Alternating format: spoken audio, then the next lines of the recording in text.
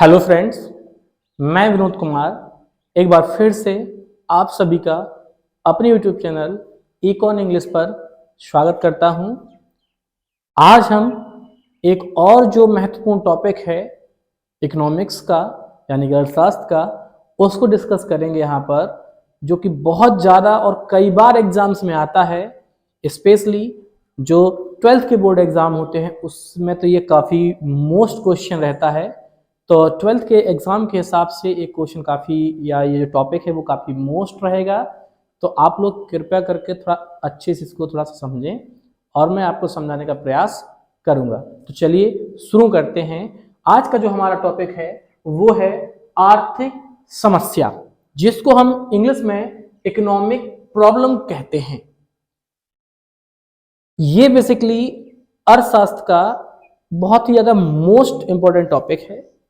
तो यहाँ पर देखिए मैंने क्या लिख के रखा हुआ है, इसमें पहले से ही इसको मैंने लिख के रखा हुआ है ताकि जिससे वीडियो छोटी बने, ज़्यादा बड़ी ना बने। तो इसमें देखिए क्या लिखा हुआ है, विभिन्न आवश्यकताओं की पूर्ति करने के लिए सीमित साधनों के व्युत्पन्न चयन समस्या ही आर्थिक समस्या कहलाती है। कहने का मतलब है कि हमारे पास जो है साधन जो है वो सीमित हैं। मान के चलिए कि आप बाजार गए हैं कपड़े खरीदने के लिए और आपकी जो आवश्यकता है वो, आपका मन कर रहा है कि आपको 2 जोड़ी कपड़े लेने हैं, बट आप जो पैसे लेकर के गए हैं वो आपके पास एक ही जोड़ी के हैं। तो इससे आप ये समझ सकते हैं कि जब आप जाते हैं मार्केट में, आप दुकानदार को बोलते हैं कि भैया कपड़े दिखाइए, वो आपको कपड़े दिखाता है, आपको 2-3 जोड़ी पसंद आ जाते हैं कपड़े, लेकिन आपके पास बजट है सिर्फ एक ही जोड़ी का। यानी कि आपकी जो आवश्यकता है वो ज्यादा है, यानी कि 2 से 3 जोड़ी की आपकी आवश्यकता बन गई क्योंकि आपको पसंद आ गई, लेकिन उनको पूरा करने का जो साधन है वो एक ही जोड़ी का जो बजट है वो आपके पास है। फिर आप चुनते हो कि इन 3 जोड़ी कपड़ों में से कौन से बेस्ट हैं। जब आप चुनाव करते हो, जो कि काफी समस्या भरा रहता है क्योंकि तीनों ही आपको जोड़ी जो कपड़े हैं वो पसंद हैं, फिर जब आप उनमें से एक को चुनते हो तब जाकर के आप एक जोड़ी जो कपड़े हैं वो आप लेते हो। जब आप इस प्रकार की समस्या में फंस जाते हो, इसी प्रकार की समस्या को हम कहते हैं आर्थिक समस्या। आगे देखिए इसमें एक लाइन और भी लिखी हुई है कि इसका संबंध असीमित आवश्यकताओं की पूर्ति के लिए सीमित संसाधनों के वैकल्पिक प्रयोग से है। यानी कि आपकी जो समस्याएं हैं या जो जरूरतें हैं वो असीमित हैं, बहुत ज्यादा हैं, लेकिन उनको पूरे करने का या उनको कंप्लीट करने का आपके पास जो बजट है या जो साधन है वो बहुत ही कम है। तो ये जो समस्या है आपको तभी फेस होती है जब आपके पास आवश्यकताएं ज्यादा हों लेकिन उनको पूरा करने का जो साधन है वो कम हो। इस कंडीशन में आर्थिक समस्या उत्पन्न होती है। तो यहां पर लिखा भी है आर्थिक समस्या उत्पन्न होने के कारण, कि मतलब किन किन कारणों से आपको आर्थिक समस्या हो सकती है या आप आर्थिक समस्या को फेस कर सकते हैं। पहला जो रीजन है वो है आवश्यकताओं का असीमित होना, यानी कि आपकी जो जरूरतें हैं वो दिन पे दिन बढ़ती जाती हैं। जो बच्चा स्कूल में जाता था उसको एक जोड़ी जूते में भी वो काम चला लेता था, लेकिन आज का टाइम ऐसा है मॉडर्न डे लाइफ में कि एक जोड़ी जूतों में उनका कुछ भी नहीं हो रहा है। या स्कूल वाले जो हैं वो 2-2, 3-3 प्रकार की ड्रेसेस चलवा रहे हैं कि भैया आप वेडनेसडे को और सैटरडे को अलग कलर की ड्रेस पहन के आएंगे और बाकी दिन में अलग। तो उसके हिसाब से मैचिंग शूज भी चाहिए होते हैं।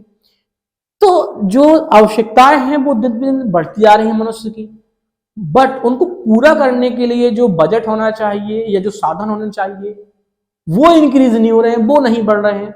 इस वजह से चयन की समस्या आती है, भैया इसको हम लें कि इसको लें। जब वो चुनने की समस्या आती है उसी को हम आर्थिक समस्या कहते हैं। अगला देखिए दूसरा पॉइंट है आवश्यकताओं की तीव्रता में अंतर होना, यानी कि जितनी आवश्यकताएं होनी चाहिए रियल में उससे कहीं ज्यादा जो आवश्यकता है वो मनुष्य बना लेता है। यानी कि जिन चीजों की आवश्यकता नहीं भी है उन चीजों को भी बहुत ज्यादा इंपॉर्टेंस देता है, और फिर जाकर के जो व्यक्ति जो मनुष्य होता है वो चयन की समस्या में, या कहने का मतलब जो आर्थिक समस्या उसमें फंस जाता है। तीसरा पॉइंट है साधनों का सीमित या दुर्लभ होना, यानी कि जो आपके पास सीमित है, जो साधन है सॉरी, वो या तो सीमित है, बहुत कम है, या फिर बहुत ही इक्का दुक्का है, बहुत ही दुर्लभ है।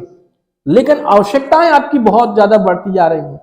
इसलिए देखा होगा आप लोगों ने मॉडर्न डे टाइम में अभी जो मनुष्य होते हैं, जो भी लोग होते हैं, वो कभी ना कभी आपसे जरूर, आपके आसपास के ही लोग कहते होंगे, अरे यार मेरे पास तो ये नहीं है, मेरे पास गाड़ी नहीं है, मेरे पास घर नहीं है, मेरे पास मोबाइल नहीं है। क्यों? क्योंकि उनकी जो आवश्यकताएं हैं उनके हिसाब से वो बढ़ रही हैं। मतलब उनको कार भी चाहिए, मोबाइल भी चाहिए, लेकिन उनको पूरा करने का जो साधन है या जो जरिया है वो उनके पास एक या दो ही है। तो आप समझ सकते हैं कि जैसे एक आपको कोई चीज लेनी है तो उसके लिए आपकी एक आवश्यकता है, तो उसके लिए आप एक काम कर रहे हो, एक काम की जो इनकम होगी वो पूरी है। बट जब आपकी आवश्यकताएं एक से ज्यादा बढ़ जाती हैं, ज्यादा हो जाती हैं, और आपके आय का जो साधन है, कमाई का जरिया, वो सिर्फ उतना ही है, फिर आपको समस्या आती है, आर्थिक समस्या जिसको हम कहते हैं, जिसमें चुनना पड़ता है कि अब हम इस आवश्यकता को पूरा करें पहले कि इसको पहले पूरा करें। चलिए आगे बढ़ते हैं। लास्ट जो इसमें पॉइंट है वो है साधनों के वैकल्पिक प्रयोग का होना। देखिए, साधनों के वैकल्पिक प्रयोग का मतलब वही है कि आपके पास जो इनकम होती है, जो आय होती है, जो साधन होते हैं, आप उनका वैकल्पिक प्रयोग कर सकते हैं। मतलब आप उस काम को चुनते हो विकल्प के रूप में जो काम आपके लिए उस समय ज्यादा जरूरी होता है या आवश्यक होता है, और तभी आपको एक चुनाव करने की भी समस्या उत्पन्न होती है, जिसको हम दूसरी भाषा में या दूसरे प्रकार से हम क्या कहते हैं, उसको आर्थिक समस्या कहते हैं। तो आज का ये जो टॉपिक था बहुत ही छोटा था, बहुत ही कहने का मतलब आपका मोस्ट इंपॉर्टेंट भी था। तो आप लोग इसको थोड़ा सा एक बार रिवाइज करिएगा, आपके बोर्ड एग्जाम में ये काफी हेल्प करेगा। और अगर आपको मेरा ये आज का टॉपिक पसंद आया हो तो कृपया लाइक एंड सब्सक्राइब जरूर करें। Thank you.